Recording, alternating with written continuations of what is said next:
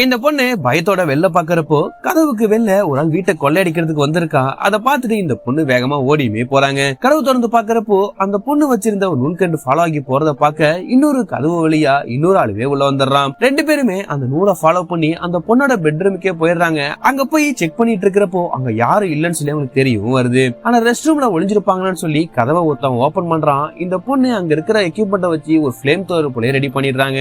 அது மூலமா அவன் மூஞ்சில பயங்கரமா எரிய ஆரம்பிக்குது. அவன் அதே இடத்துல விழுந்துடுறான். இன்னொருத்த மேல அடிக்க வரப்போ இவங்க தப்பிச்ச சைடு ஓடுறாங்க. ஆனா அங்க இருக்க கூடையில இவங்களோட கால் பட்டு இவங்க தடிக்கி படிக்கட்டுலயுமே விழுந்துடுறாங்க. கீழே விழுந்ததுனால உடனே இவங்களால ஏஞ்சிருக்க முடியல. அதனால மயக்க போட்டு விழுந்த போல இவங்க நடிக்க ஆரம்பிக்கிறாங்க. இதை பார்த்துட்டு அங்க இருந்து ரெண்டு பேருமே இவங்களை தொட வரப்போ கரெக்டா இந்த லேடி அங்க இருக்கிற ஒரு ஷூ மூலமா அவங்க அட்டாக் பண்ணி ரத்தமே வர வச்சிடுறாங்க. இந்த லேடி தப்பிச்சு போடலாம் அவங்க புடிச்சு கார்லயுமே போட்டுறாங்க. இவங்களை கடத்திட்டு காரை கொண்டுட்டு போயிட்டு இருக்கிறப்போ அந்த வழியா போலீஸ் கார் ஒண்ணு வருது. அதை பார்த்துட்டு இவங்க ஸ்லோ பண்ற கேப்ல இந்த லேடி காரை விட்டு இறங்கி ஓடவும் செய்யறாங்க.